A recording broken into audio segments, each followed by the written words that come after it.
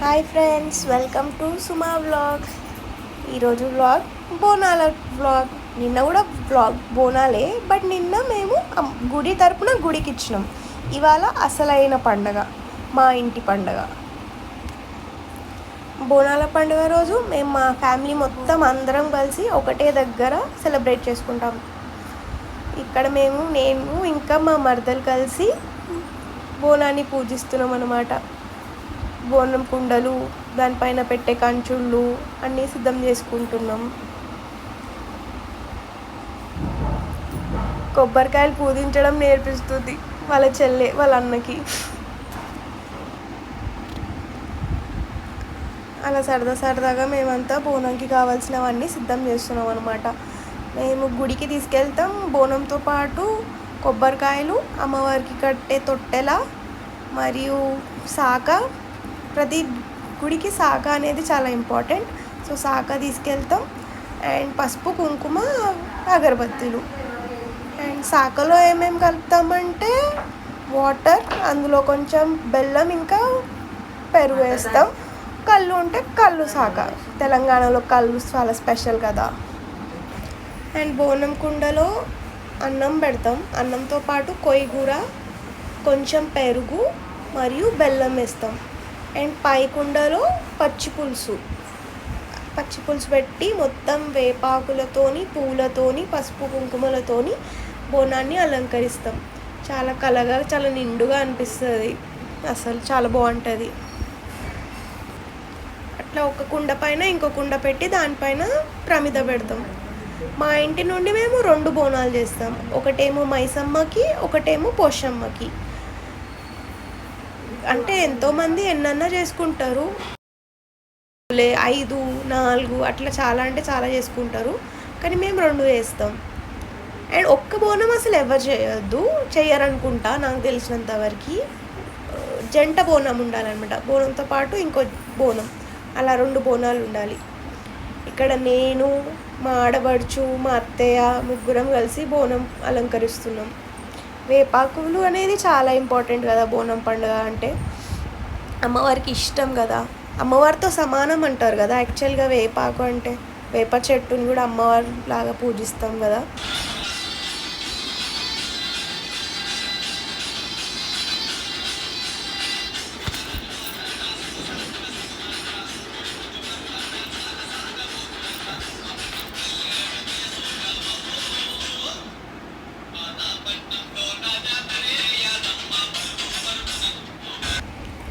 బోనం మొత్తం పూజించేసుకొని పెట్టుకున్నాం.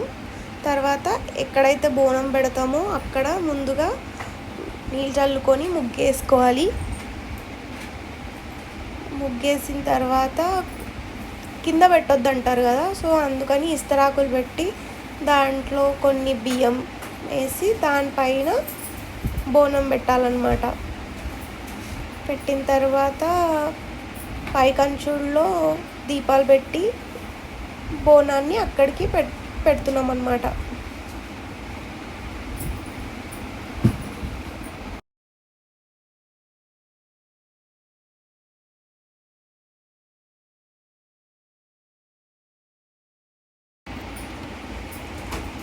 ఇంకా బోనంకి కూడా దీపం ముట్టించేసి బోనంకి పూజ చేసి కొబ్బరికాయలు కొట్టి, అగరబత్తీలు ఉత్తి, సాంబ్రాణి పొగ వేసి, సాకలు పెట్టి అందరం, ఇంట్లో ఉన్న వాళ్ళందరం ఆశీర్వాదం తీసుకొని బోనం బయలుదేరుతుంది అన్నమాట. ఇంకా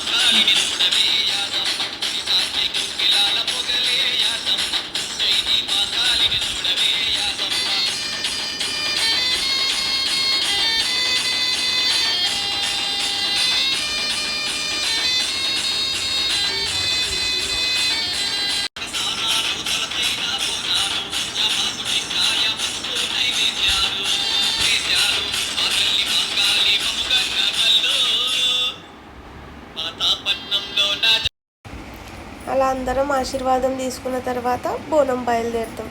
ఇక్కడ ఫస్ట్ బోనం మా ఆడపడుచు ఎత్తుకుంది. అండ్ ఈ బోనం మేము ఫస్ట్ మైసమ్మ టెంపుల్కి తీసుకెళ్తాం. బోనం ఎత్తుకున్న తర్వాత అలా సాకబోసి దండం పెట్టుకుంటారు.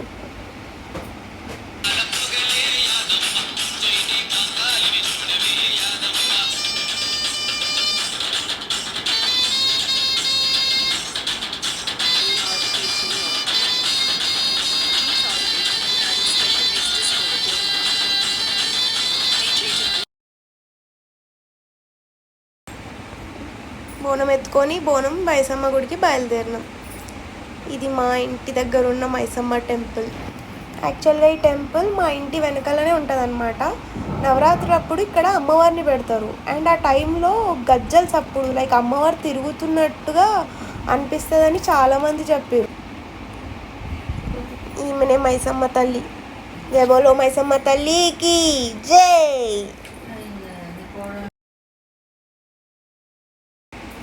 అలా మైసమ్మ గుడిలో బోనం ఎక్కించి వచ్చిన తర్వాత మళ్ళీ ఇక్కడ నేను బోనం ఎత్తి పోషమ్మ గుడికి బయలుదేరినాం.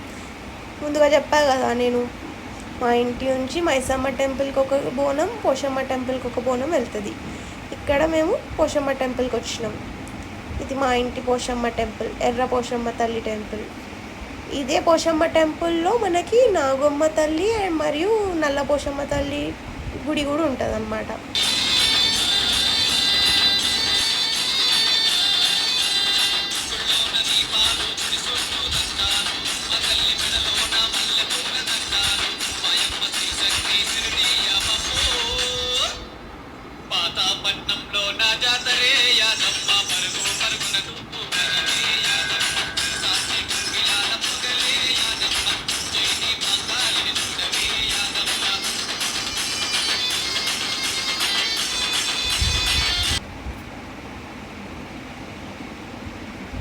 ఇక్కడ మా ధ్వని పాప పోషమ్మ తల్లి గర్భగుడిలోకి వెళ్ళి మరీ ఆశీర్వాదం తీసుకొని వస్తుంది.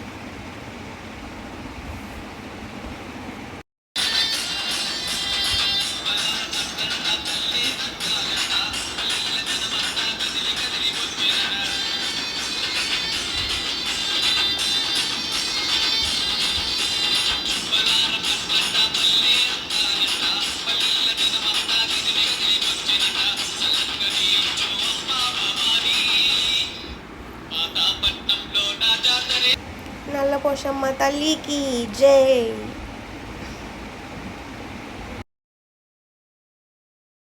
అట్నుంచి అలా వస్తూ ఇక్కడ మళ్ళీ 7 గుళ్ళు ఉంటాయి అన్నమాట. 7 గుళ్ళు అంటే 7 అక్క చెల్లెళ్ళు లాగా. మీరు ఆ సినిమాలో విన్నారా? ధైర్యం మూవీలో డైలాగ్ ఉంటుంది కదా, 7 గుళ్ళ నుంచి చక్కగా వస్తే మా ఇల్లు అని. ఆ 7 గుళ్ళే ఇవి. అంటే ధైర్యం షూటింగ్ మా ఇంటి దగ్గర జరిగిందనమాట. అలా